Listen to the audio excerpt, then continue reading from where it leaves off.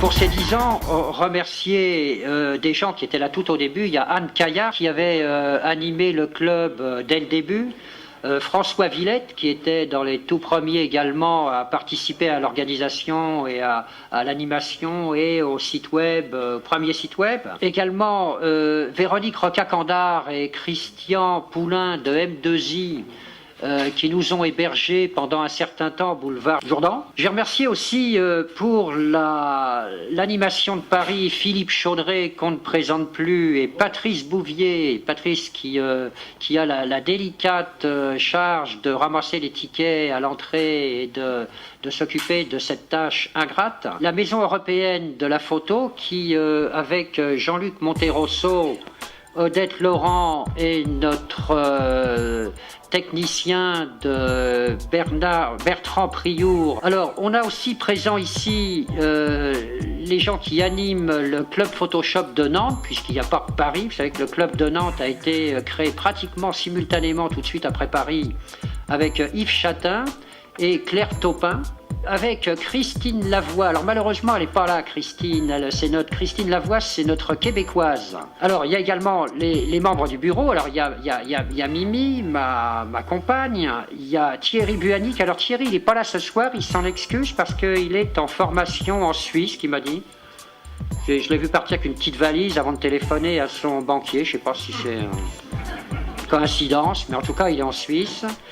Christian Brugeron qui est là également, Sylvain Renard, hein, tout le bureau du club Paris. Voilà, alors après ce numéro à la Michel Drucker, je vous propose de faire quand même un petit historique. Alors est-ce que tu t'es présenté d'abord? Alors je suis le balayeur du club Photoshop. Voilà. Ceux qui ne connaissent pas. Voilà. Dominique Legrand, bonjour. Alors, qui êtes-vous un petit peu? Expliquez-nous qui vous êtes. Alors, en l'occurrence, ce soir, je suis président du club Photoshop. Et c'est pas ma principale activité. Je suis formateur, je fais des conférences, je fais des démonstrations sur tout ce qui concerne l'image numérique. Et le club Photoshop, c'est une association qui existe maintenant depuis 10 ans, puisque c'est ce qu'on a fêté ce soir. Une association qui regroupe des gens passionnés d'images numériques en général, mais il y a de tout, hein. Il y a des gens qui sont débutants, il y a aussi bien des formateurs, des experts, des professionnels de toutes sortes, beaucoup de photographes, puisque c'est un logiciel qui concerne la photo en particulier, mais aussi des gens de l'édition, de l'imprimerie, des graphistes évidemment, qui sont la deuxième clientèle, on va dire, de Photoshop. Comment est née l'idée de ce club ? Alors l'idée c'était quand on rencontre en formation d'une part des formateurs, on rencontre des stagiaires qui sont souvent des gens intéressants et on fait des formations très courtes qui sont de quelques jours. Et je me suis dit que ça serait quand même bien de revoir ces gens-là. On dit que ça serait pas mal de faire une association qui soit à la fois qui parle de problèmes techniques, mais qui soit aussi un lieu de rencontre, d'échange. Et c'est venu comme ça. Alors, je vous propose de faire un petit historique de Photoshop. C'est pas seulement pour les 10 ans, mais on va remonter plus loin que ça, puisque le Photoshop, ça date de 89. Alors, je vous propose de remonter donc à l'époque 89, la PAO avait démarré en quoi, 85, 86, hein, c'était les premiers Macintosh. On s'est payé un Mac 512 avec une imprimante laser qui avait quand même 4 polices de caractère. Ça nous a coûté 100 000 balles. 86. Tout de suite avant la sortie de Photoshop, on avait vu je ne sais pas si on s'en souvient, un logiciel qui traitait de l'image noir et blanc qui s'appelait Digital Darkroom. Ah, et qui était bien. Hein. Et alors, le Photoshop, il faut savoir aussi que il s'est pas appelé Photoshop tout de suite, il s'est appelé Barnescan. Et en fait, quand on a vu ça, c'était un logiciel qui était un pilote de scanner que deux gars démontraient ils connectaient un scanner et puis ils jouaient avec ça, Barnescan. Alors on l'a repéré parce on s'est aperçu qu'il était quand même vachement malin, qu'il y avait plein de choses dedans. Et puis on n'a pas été les seuls à le repérer, puisque Adobe l'a carrément racheté et l'a appelé Photoshop. On l'a retrouvé grâce à Jean-Luc Touillon, la disquette de la version 0.85 en anglais. Voilà le premier Photoshop en anglais qui pèse quand même 460K. Hein, ça tient là-dessus. Hein. Et il y a encore de la place, hein, ça doit être une 800K ça. Hein. Il y a encore de la place pour mettre le document avec, voir le système. Il y a peut-être la place en 800K de mettre tout. Hein. C'est ce qui s'était passé tout à fait au début. On partait avec une disquette 400K sur les Mac 512 et sur 400K, on avait le système. Alors le système, c'était quand même un icône. Je vais vous le lancer ici. Regardez, il est dans le doc là. Voilà la version 0.85. Voilà, il est là. Et voilà. Voilà le 0.85 qui est démarré. Ce club s'adresse plutôt à des professionnels? Alors c'est surtout des professionnels, mais aussi des amateurs, parce qu'on s'aperçoit qu'en fait, surtout avec la photo numérique, il y a beaucoup d'amateurs qui sont qui ressemblent à des professionnels. Donc c'est pas limitatif, quoi. C'est tout le monde. Qu'est-ce qu'il faut faire pour adhérer? Pour adhérer, il faut payer une cotisation annuelle. Il y a toutes ces infos sur un site qui s'appelle clubphotoshop.org, Club Photoshop tout attaché. J'ai la version 1 en français qui est quand même beaucoup plus performante et qui est sortie quelques mois après. Hein, mais je vais quand même essayer d'ouvrir des trucs parce que, vous voyez, quand on fait Open ici, regardez les formats de fichiers qu'il y avait dedans déjà. Il y avait évidemment le format natif de l'Amiga, on n'entend plus parler. Il y avait déjà ce fameux CompuServe, de l'EPS, MacPaint, les Pixar qui existait déjà à l'époque. PixelPen, qui sait ça? Qui est-ce qui sait ce que c'est ça? QDV? Non? Alors le format RAW, c'est pas le format RAW qu'on connaît maintenant, hein, ça veut dire brut, le format brut. Hein. On était censé ouvrir n'importe quelle image numérique à condition d'avoir un minimum d'informations. Hein. Le RIF, on n'entend plus parler de RIF. Non, le RAW, là, c'est une information, c'était brut. C'est le brut, oui. C'est brut. Oui, c'est le format brut d'un fichier numérique quelconque d'une image. Hein. Le TIFF, évidemment. RIF, c'est Painter. D'accord. Thunderscan, c'était un scanner de l'époque. Vous êtes sponsorisé par Adobe? Alors non, on n'est pas du tout sponsorisé. On vit uniquement sur les cotisations des adhérents. Exceptionnellement ce soir, à l'occasion des 10 ans, c'est vrai qu'on avait des sponsors pour sponsoriser en fait le cocktail, la location de la salle et des locaux. On n'est pas tenu de faire la publicité d'Adobe. On fait pas du discours marketing, on fait de l'information technique. Et on a d'ailleurs invité déjà des gens qui peuvent quelque part être concurrents d'Adobe. Et ils le prennent d'ailleurs avec une très grande élégance. Et quelque part, c'est en ça qu'on est crédible dans le discours, c'est qu'on ne fait pas un discours commercial. Sur la version CS2, alors je vais juste vous montrer quelques trucs. On va faire un petit tour à Venise. Vous voyez, j'ai ici rajouté un calque. Alors ça vient, vous savez, quand on crée un nouveau calque ici,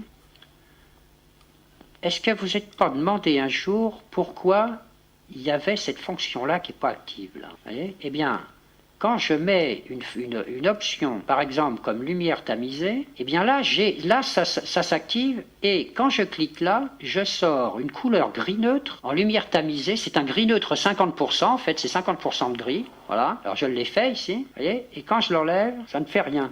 Cette fonction est extraordinaire parce que c'est une fonction qui ne sert à rien. Vous voyez, quand elle est en lumière tamisée. Puis vraiment à rien, hein, c'est parce que regardez, c'est gris. Ah, c'est très... Je vous laisse admirer un gris neutre. Hein, voilà. Alors, ça sert à rien tant que c'est à 50%. C'est ça le truc. Parce que aussitôt qu'on va faire plus clair ou plus foncé, je vais faire par exemple avec ma sucette là, plus clair dans les tons moyens, puisque je suis dans les tons moyens, je vais le faire avec une exposition légère pour pas faire de grosses taches tout de suite. Je vais prendre un pinceau plus petit, raccourci du pinceau pour faire plus petit au clavier. $. Il n'y en a pas beaucoup qui savent. Hein. Je ne sais pas si je vais tous vous garder, moi. Hein. C'est dollars. Dollars ou supérieur. C'est S2. Mais on va vous informer de tout ça. Il y a des gens qui font des vidéos, des trucs là-dessus, des fois. Alors, regardez, si là-dessus, je fais plus clair dans les temps moyens, eh bien, je suis en train d'éclairer le personnage. Vous voyez, avant, après. Et si je fais plus foncé, toujours dans les tons moyens, je peux le faire aussi avec un pinceau. Hein. Voilà, si je barbouille ça, eh bien là, je fais quelque chose de plus foncé. C'est-à-dire qu'en fait, j'ai fait des grosses taches sur... voilà. Vous voyez, les taches que j'ai fait là, eh bien, ça fait plus clair ou plus foncé sur l'original. Alors, quel est l'intérêt? Eh bien, c'est que je travaille sur un calque à part et j'ai pas touché mon original. Ça veut dire que je peux ici repeindre en gris moyen, je peux recommencer, j'ai pas touché. J'ai fait des corrections locales de luminosité, en fait, hein, et de gradation, sans avoir à modifier l'original. Comment est née l'idée d'un club? L'idée du club, hein, c'est ce qu'on a dit tout à l'heure, hein, c'est de réunir un grand nombre de personnes qui sont intéressées par tout ce qui est technique, mais comme c'est aussi un lieu de rencontre. C'est pas non plus un club de business. Hein, on se rencontre pas là pour faire des affaires. Bon, si les gens font de bonnes rencontres et qui font leur business entre eux à la sortie, bon, ça c'est inévitable et évidemment c'est pas répréhensible, mais c'est vraiment pas l'objet du club. C'est vraiment un club d'échanges techniques et de rencontres de personnes qui sont à la fois des techniciens, mais aussi des artistes, des créateurs, et c'est ce qui crée cette ambiance assez sympa, quoi. Vous vous rencontrez tous les premiers jeudis du mois. Est-ce qu'il y a toujours autant de monde ou est-ce que l'affluence varie? Alors ce soir, c'est vrai qu'il y avait plus de monde qu'il en faut, puisque la salle de la Maison européenne contient 100 personnes. Et ça varie selon les sujets. On peut être à Paris entre une trentaine à 50, voire 80 personnes dans certains sujets qui intéressent plus de monde. C'est très variable. C'est très variable et c'est ce qui permet d'ailleurs à chacun de venir selon le programme qui est proposé. Bon, ici, j'ai fait, pour corriger, bon, j'ai une image qui manque de contraste, qui est terne, hein, qui est prise un jour de pluie, à l'ombre, etc. J'ai 36 moyens de récupérer ça, par exemple, avec ton foncé, ton clair, ça marcherait super. Hein. Et maintenant, je vais essayer de le faire, encore une fois, sans toucher l'original. Ici, j'ai dupliqué mon calque et je l'ai mis simplement en mode superposition. Le mode superposition a la faculté de faire plus clair, hein, d'éclaircir, c'est-à-dire deux images, un duplicata avec simplement superposition, ça fait plus clair. Mais pour ne pas toucher la totalité de l'image, ici j'ai fait un masque de fusion. Vous voyez, si je l'enlève, ça fait ça. Je l'enlève avec la touche capitale, hein, je mets une croix dessus, voilà, avant, après. Alors, pourquoi j'ai fait le masque? Eh bien, l'intérêt de ce masque, je l'ai fait avec une des couches dont le contraste me convenait. Et l'intérêt, c'est que l'effet de ce calque passe à travers le masque. Autrement dit, je vais toucher essentiellement les tons clairs et un peu les tons moyens, mais je ne vais pas toucher les ombres, hein, puisque l'action de ce calque passe à travers ce masque de fusion. Comme d'habitude, hein, c'est la caractéristique des masques de fusion, c'est d'opérer comme une sorte de passoire. Hein. Alors, ça me permet donc d'avoir plus clair. En fait, c'est comme si j'avais fait plus clair dans les tons clairs, et je peux travailler le masque pour en changer la densité éventuellement, et j'ai fait après un autre duplicata, toujours du même calque, et là j'ai fait l'inverse, je vais faire plus clair, mais dans les tons foncés, à travers non plus le masque, mais son négatif, ce qui fait qu'avec ce masque, j'agis essentiellement dans les ombres, sans toucher les tons clairs et à peine les tons moyens. Alors en fait, c'est une sorte de ton foncé, ton clair, sur des calques indépendants. Donnez-nous des exemples un petit peu des sujets que vous traitez. Les sujets, ils ont été très variés. Hein. Ça peut être plus ou moins technique ou au contraire un peu plus artistique. ça peut être aussi de la vidéo, pas seulement de la photo. On a parlé dernièrement d'un adhérent qui fait de la BD par exemple et qui utilise Photoshop dans la colorisation de ses BD. Sur le site, des archives qui permettent de consulter tous les sujets qui ont été vus. Ça tourne toujours autour donc généralement de l'image numérique, de l'imagerie numérique en général, quoi. Une chose ici qui s'appelle mémoire et cache de l'image. Et là, on peut régler la cache de l'image à une certaine valeur. Ici, par défaut, elle est à 6. Vous connaissez ça?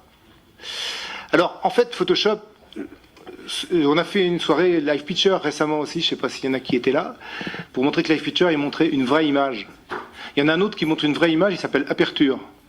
Mais Photoshop, il ne montre jamais le vrai. Alors donc là, on va regarder qu'effectivement, alors pour vous le montrer, je vais le faire mon passe-temps favori. Bien. Donc je raye l'image. Alors F pour le petit raccourci clavier qui vient de montrer. Il consiste à rayer les images. Je fais 4 rayures dans un sens, 4 rayures dans l'autre. Voilà. Bien. Donc pour vous montrer que Photoshop n'est qu'un tricheur, j'ai vu que Denis Pierre était là, donc ça me fait plaisir de lui faire celle-là. Voilà. Vous constaterez qu'ici, il n'y a pas 4 rayures dans ce sens-là. Hein. Si on regarde bien, ici, il n'y en a que 3 et 3, alors qu'il y en avait bien 4, il me semble bien. Hein. Ah, là, il y a le compte. Mais là, il n'y a plus le compte, il n'y en a plus que 2 et 2.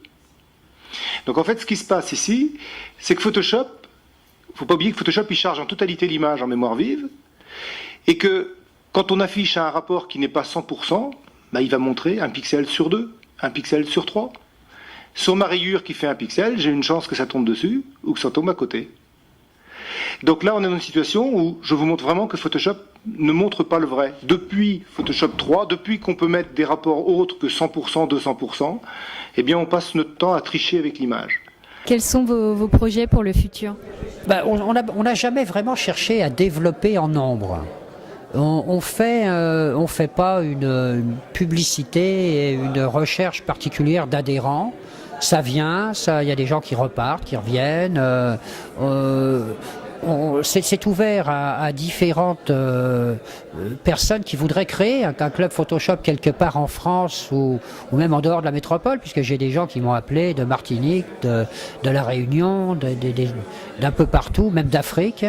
Alors ça n'a pas eu de suite pour l'instant, mais pour l'instant il y a évidemment Paris, il y a Nantes qui marche très bien et depuis longtemps.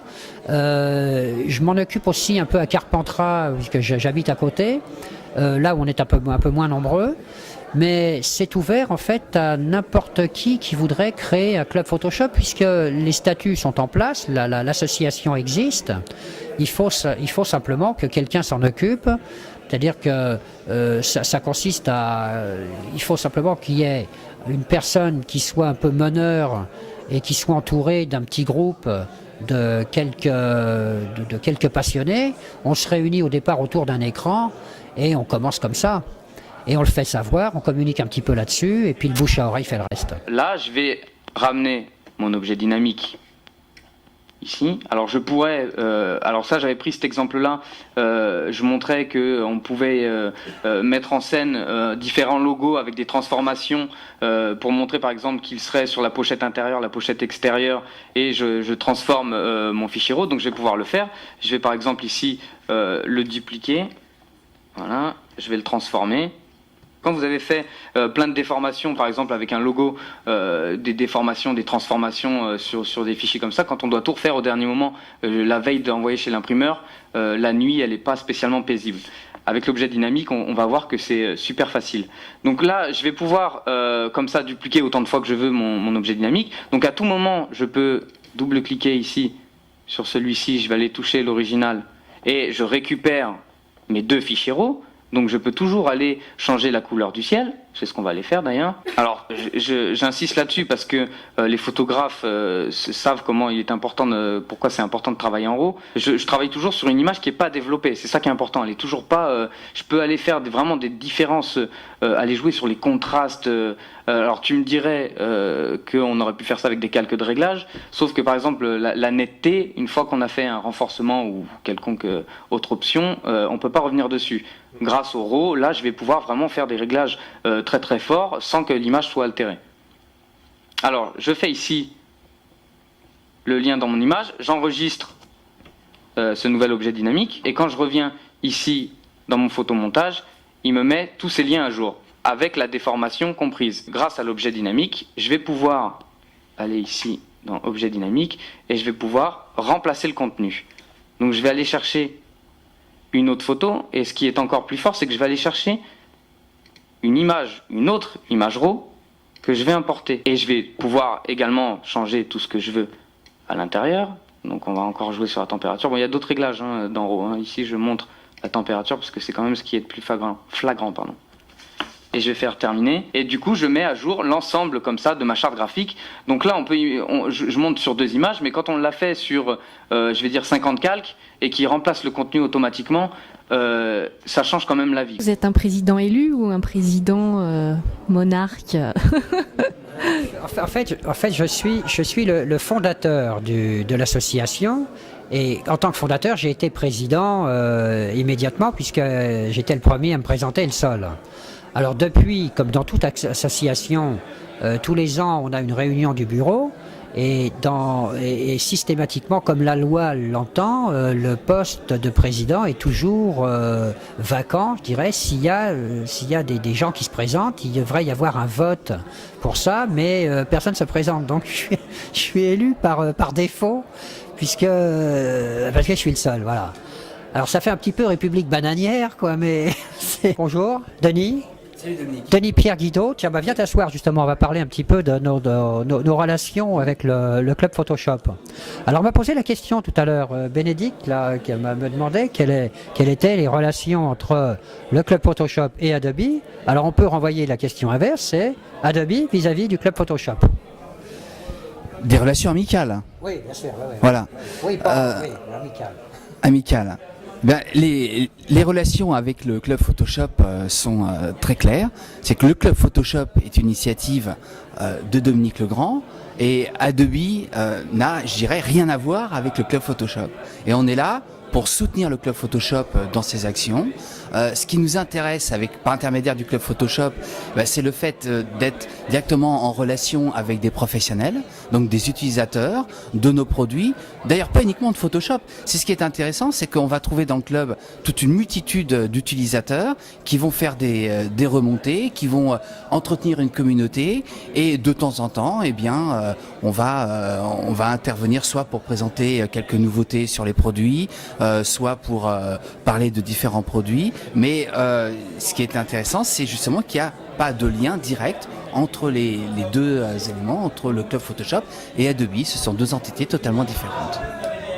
Voilà, c'est quelque chose qui avait été convenu d'ailleurs au départ. On avait bien dit que le club Photoshop, et on l'écrit d'ailleurs sur notre site, n'est pas la représentation d'Adobe, c'est pas un discours commercial, c'est un discours qui est purement technique, et on se permet de critiquer positivement, évidemment, de façon constructive les produits éventuellement, et de faire remonter l'information. Et on a de cette façon-là un discours qui est d'autant plus crédible, je crois. Hein. C'est pour ça que... D'ailleurs, c'est quelque chose que j'aime bien, c'est un exercice que j'aime bien faire, parce que mon travail à l'origine, c'est d'être utilisateur avancé de ces logiciels, donc de bien comprendre comment on utilise ces logiciels, à quoi servent les fonctions. Bon, maintenant je travaille chez Adobe, donc je fais des démonstrations qui souvent ont un but marketing, donc de montrer le produit aux gens, de montrer une nouvelle fonctionnalité. Et quand je viens chez Club, je peux faire tomber cette casquette. Et je peux vraiment faire une démonstration qui sera en relation avec le métier. Je peux même expliquer les fonctions et tout de suite demander l'avis de professionnels, sans arrière-pensée, de l'importance de cette fonction, de l'utilité, du retour que ça va avoir directement dans le contexte, et donc d'avoir vraiment un retour profond de professionnels pour pouvoir mettre en avant ces différents éléments. C'est ce qui m'intéresse au travers du club. Philippe Chaudret, vous êtes animateur du club de Paris, et Yves Chatin, vous êtes animateur du club de Nantes. Expliquez-nous un petit peu comment vous êtes arrivés l'un et l'autre au titre d'animateur. Bon, là, on est à fêter les 10 ans du club Photoshop de Paris, ou du club Photoshop tout court, je dirais, puisque sur Nantes, on a démarré, nous, il y a 9 ans. Donc le club est basé sur un principe d'échange essentiellement. Et donc on organise de façon régulière, mensuellement, une réunion dans laquelle des membres du club présentent un sujet aux autres membres du club. Et parallèlement à ça, on organise et on fait venir des fois des gens de Paris et d'ailleurs, des conférenciers pour traiter de sujets pointus sur lesquels on n'a pas le domaine de compétences dans notre région ou dans nos connaissances. Enfin, je suis incapable de me rappeler comment j'ai pris, à force de donner des petits coups de main, je me suis retrouvé à la direction, ou du moins à avoir la responsabilité du club de Paris, et que j'ai depuis presque 6 ans. Est-ce qu'il y a une coordination entre les sujets traités par les deux sites ou pas du tout? Vous choisissez vos thèmes chacun dans votre coin? Non, c'est vrai qu'on a le fait d'avoir monté un club sur Nantes, d'avoir monté une antenne du club Photoshop sur Nantes, ne nous a jamais contraints en termes de sujets. D'autant plus que à l'échelle de Nantes, je dirais que la population qui est au niveau du club n'est pas forcément la même que sur Paris. Si l'essentiel du sujet a priori de traitement de Paris est basé sur l'image, nous sur Nantes, on parle de l'image, mais on parle aussi de la mise en page, on parle aussi donc de tout le traitement vectoriel ou texte, et on a un sujet qui est un petit peu plus large, probablement simplement d'abord parce que c'est des sujets qui nous passionnent tous, et puis aussi pour fédérer plus de monde, parce que si c'est pour être dans une toute petite équipe, c'est pas toujours très motivant. Là, l'avantage, c'est qu'on a quand même du monde depuis 9 ans, des gens qui bougent, qui tournent, et on arrive à avoir un nombre de gens intéressés par les sujets suffisant pour faire quelque chose qui nous permette à tous d'avancer. Mais oui, moi je reviendrai sur le fait que c'est un club et que c'est un état d'esprit. Et qu'à partir de là, on fait ce que veulent en gros les membres du club et on profite simplement de notre force et j'ai de notre joie de vivre, notre joie d'exercer, notre joie de partager des passions pour trouver des thématiques et ensuite tâcher de les monter sous une forme de sujet en fonction des disponibilités de chacun. Donc en fait, on n'est pas une société qui a des objectifs, on essaye de faire en fonction d'eux. Quels sont vos effectifs et qui sont vos adhérents ? Sur Nantes, nos effectifs sont moindres que ceux de Paris. On est une petite quarantaine. Ça, c'est l'effectif. Ça ne veut pas dire qu'à chaque réunion, il y a 40 personnes. En gros, aux réunions, ça varie entre 20 et 30 personnes, en fonction des sujets qui passionnent plus ou moins, bien entendu. Il y a quelques photographes, quelques imprimeurs et beaucoup de graphistes. Beaucoup de graphistes, de metteurs en page. Je dirais que c'est une population assez variée, effectivement. Sur Paris, c'est un peu compliqué parce que Paris est malheureusement le centre du monde, ou un peu trop vu comme tel. Enfin, il y a tous les sièges, etc., etc. Donc, il est plus facile pour le club de Paris de recenser dans ses sympathisants un tas de sociétés, un tas de dirigeants de société, Donc il y a un fichier important qui se noie un peu dans la logique du club et j'essaie pour Paris de faire qu'on déborde un peu, c'est-à-dire que ce soit pas uniquement l'honneur est pas sur Paris mais sur l'ensemble du club. Voilà, donc ça perturbe un petit peu les chiffres. Et on peut dire qu'il y a en gros sur Paris 600 personnes qui sont dans un fichier qui est vrai, qui n'est pas un fichier gonflé, qui sont des gens qui, comme ce soir, auraient aimé venir mais ne viennent pas, etc. Comme ce sont des gens qui ont des postes importants, ils viennent que très rarement ou pas souvent. Mais après, on peut dire que sur les 600, il y en a 350 qui viennent relativement souvent et qui tournent en fonction de leur disponibilité pour une fréquentation qui va entre 30 et 65 personnes par soirée. Qu'est-ce que ça vous apporte dans votre vie professionnelle ? On peut être en contradiction par rapport à une production, en fait. C'est pas du tout le même regard. Par exemple, sur le poids des fichiers. Un formateur va absolument pas se soucier du poids du fichier. Et le fait d'arriver à des poids de fichiers qui peuvent être colossaux, je dépasse régulièrement sur une image des fichiers qui font 1-2 gigas, rien qu'en fichier de travail. Et j'ai appris à mes dépens que Photoshop est limité par exemple à 3 gigas en mémoire vive, ce que je trouve complètement stupide parce que je les atteins. Un formateur va travailler avec des images comme on l'a vu ce soir, avec des petites imagettes. Et donc il n'est pas dans ce problème. Et pourtant c'est un gros problème en tant que photographe à pouvoir gérer, à devoir gérer. Et vous en parlez justement de ces problèmes-là avec les autres photographes Oui, bien sûr, mais il n'y a pas forcément beaucoup de photographes, chose que je déplore un petit peu. Le métier étant assez large aussi, il y en a qui vont faire du catalogue, d'autres qui vont faire du photomontage, d'autres qui vont faire du reportage. Donc on se sert tous du même outil, mais on ne va pas tous avoir les mêmes besoins et la même application en fait. Qu'est-ce que vous souhaiteriez pour l'avenir ? Que ça reste comme ça, c'est plutôt sympa. C'est vrai qu'à la Maison de la Photo, c'est vraiment très sympa. Le lieu est superbe. On est dans un amphithéâtre Mais le fait d'être dans un amphithéâtre, l'échange est un petit peu plus difficile justement parce qu'il y a effectivement un intervenant et le débat est plus question-réponse, mais on va difficilement échanger avec son voisin, alors qu'avant on était plutôt dans des salles plus petites et l'échange était beaucoup plus facile en fait. Roland Serbiel, vous êtes représentant Nikon.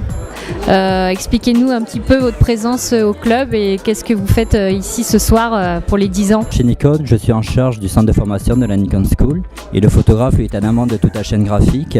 Et le gros avantage du club Photoshop, en fait, c'était un club qui fédère à hauteur de la France un petit peu tous les experts et tous les leaders d'opinion dans les arts graphiques. Et donc c'est réellement une réelle rencontre avec des personnes qui sont pointues, qui sont exigeantes et qui aujourd'hui ont les idées qui demain seront en production. Donc moi si je suis là aujourd'hui, c'est à la fois pour la casquette plutôt du centre de formation, mais dans un objectif de veille technologique, de sentir vers quoi on va, d'écouter les photographes pour connaître un petit peu leurs exigences et essayer de mieux répondre à leurs attentes. Et c'est au sein du club que j'ai entre guillemets recruté la plupart des formateurs en fait de la Nikon School. C'est chaque fois un regroupement de passionnés. Alors après pour aller plus loin aussi dans votre question, ce que j'apprécie au club, moi c'est que justement le club, bien qu'il s'appelle Photoshop, en fait traite tous les arts graphiques et que nous sommes dans des métiers en fait en pleine mutation technologique.